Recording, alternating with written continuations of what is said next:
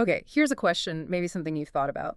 How do we choose where to live or who to spend our time with, even what job to take, Yeah. when we're constantly weighing those practical needs, paying the bills, being comfortable against maybe deeper aspirations, like for growth, for well-being? It's a fundamental tension, isn't it, that balance? It really is. It feels universal.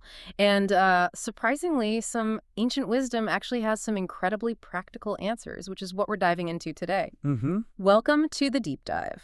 Today, we're looking into a really fascinating piece of wisdom from the Buddhist tradition. It's called the Vanapatthasuttaṃ. That's right. A discourse attributed to the Buddha himself. Exactly. And it's basically all about how our environments, like where we are and even the people we hang out with, can profoundly impact our inner world, our daily lives. Yeah, our whole trajectory, really. Right.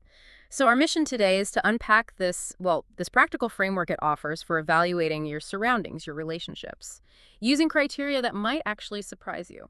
And hopefully empower you, the listener, to make more intentional choices for your own personal fulfillment, your own deep dive. Okay, so let's set the scene. We need to go back, way back. Imagine ancient India, Jetavana, near a city called Savatthi.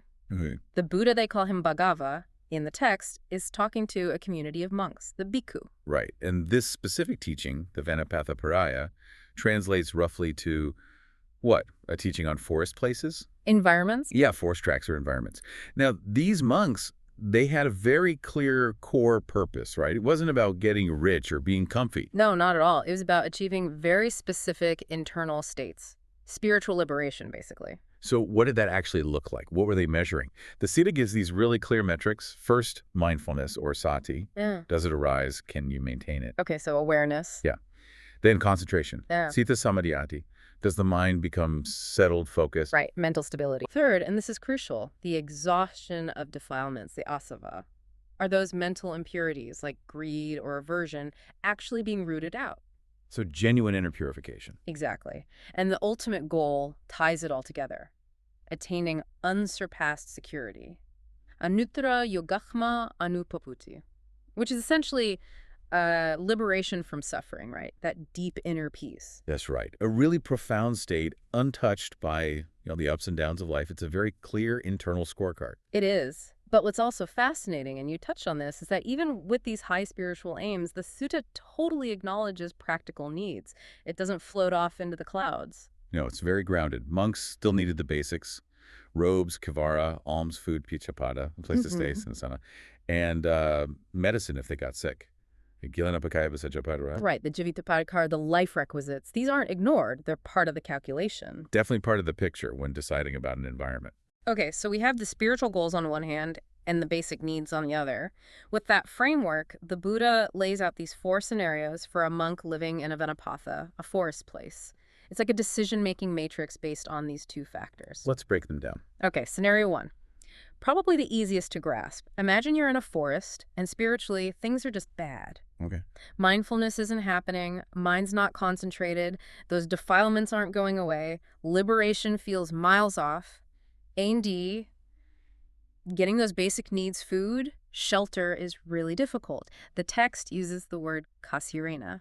So it's tough going on both fronts. Spiritually stagnant and materially hard. Exactly. In this case, the instruction is reflect, iti paisanis titataba, and then just go. Immediately. Depart immediately. Day or night, doesn't matter. It's just not working. Makes sense. Cut your losses.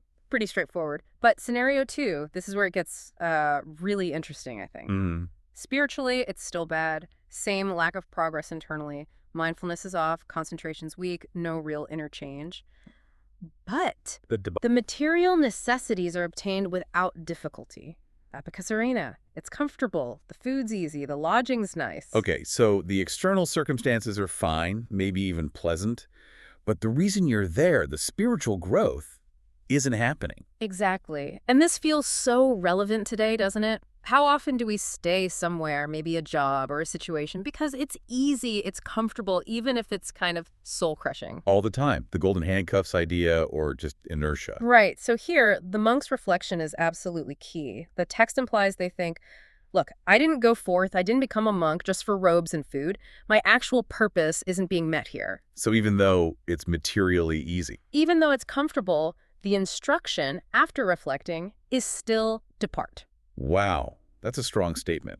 Prioritizing that inner purpose over external comfort, even when the comfort is readily available. It really is. It challenges that tendency to just settle for ease, doesn't it? It forces you to ask, yeah, what am I really here for? What's the actual goal? Because that comfort can be a trap, a cozy trap, but still a trap. Okay, so those are the two scenarios where spiritual progress is bad. What about when it's good? Let's look at scenario 3. Right. Here, the monk is making progress. Mindfulness is arising. The mind is getting concentrated. Those defilements are lessening. That path to liberation feels open. So spiritually, it's working. Things are clicking internally. Exactly. BUT, obtaining the necessities is still difficult. Kazarina. It's a struggle to get enough food. Maybe the lodging isn't great. It's materially tough. Ah, okay, so the opposite of scenario 2, in a way. Yeah. Good internally, tough externally. Right. And what's fascinating here is that clear prioritization we talked about. The reflection goes something like, okay, it's hard materially, but my main reason for being here, my spiritual goals are being met. The core mission is succeeding. Yes. So despite the practical hardships, the monk should reflect and remain. Stay put. Endure the difficulty because the primary purpose is being fulfilled. It really shows the value placed on that inner growth. It outweighs the material struggle. It teaches a kind of resilience, doesn't it?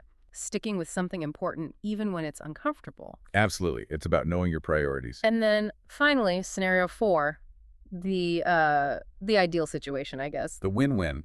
Pretty much. Spiritual progress is good, mindfulness, concentration, purification, liberation, all happening.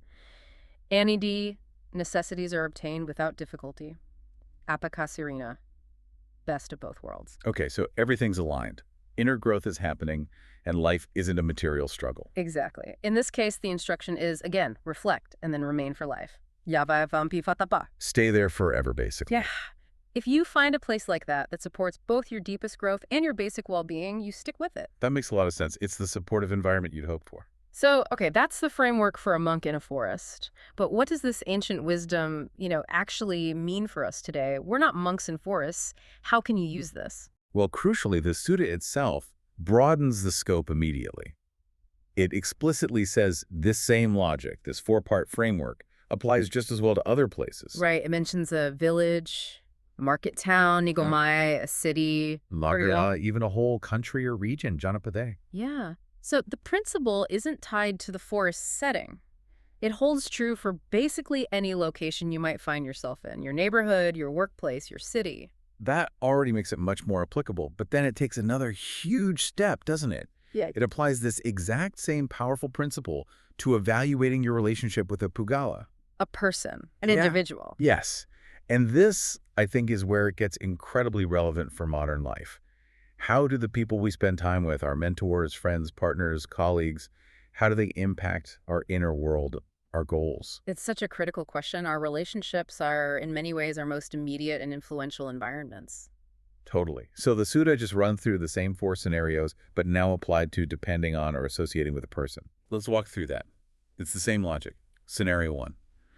Associating with this person leads to bad spiritual outcomes. No mindfulness, no concentration, no purification. ANDs are materially difficult. Maybe they drain your resources or create hardship. So a relationship that's bad for your soul and hard work practically. Yeah. The advice, same as the forest, Yeah. depart. And interestingly, it adds, without asking leave, just get out. Wow. Okay. No need for pleasantries if it's that detrimental. Seems so. Then scenario 2 with a person. Bad spiritual outcomes. Again, you're not growing, maybe even going backwards internally. But it's materially easy. Okay, so maybe it's a comfortable friendship or a financially beneficial partnership, but it's pulling you away from your values, your sense of purpose. Exactly. It could be someone fun but distracting, or someone whose influence subtly undermines your integrity. The material side is easy, comfortable. And the advice is still based on that core priority. Still depart, reflect, realize your primary purpose isn't being served, and leave, even if it means giving up that comfort or ease. Again, don't let comfort trap you in stagnation. That's consistent. Prioritize the inner growth. So what about the positive side? Scenario 3 with a person. Okay, so associating with this person is good for your spiritual progress. They inspire your mindfulness, help you focus, support your path towards your deeper goals, your liberation. You feel like you're becoming a better version of yourself around them. Exactly. Right. Maybe associating with them makes life materially difficult. Perhaps they live simply, or following their advice requires sacrifices. It's practically challenging. Like a demanding but brilliant mentor, maybe? Or a friend who pushes you out of your comfort zone in ways that are hard but good. Could be. In this case, just like the difficult but spiritually rewarding forest, the advice is to remain and follow that person. Stick with them. Yes, the spiritual benefit, that growth, outweighs the material hardship. It really emphasizes how valuable relationships that foster genuine inner development are. Worth the struggle. Apparently so. And then, the final scenario with a person. The ideal. Right. Scenario 4. Associating with this person is good for your spiritual growth.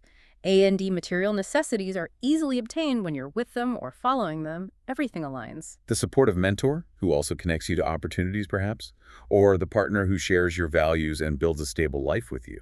Right. It's harmonious, growth-fostering, and comfortable. And the advice here is even stronger than for the ideal forest. It says, remain and follow that person for life. And then it adds this kicker, even if driven out. Api samujjama nanapiti. Whoa. Even if people try to push you away from them. That's how it reads. It highlights the profound, almost sacred value placed on finding someone who supports both your deepest aspirations and your worldly well-being. It's a connection to cherish and protect, fiercely if necessary. That is powerful. So bringing this all back home, this isn't literally about becoming a monk, obviously. Then it gives us this incredibly practical lens, doesn't it? Absolutely. Think about applying this framework to your life right now. Yeah. How can you use this? How do you evaluate your work environment using these criteria?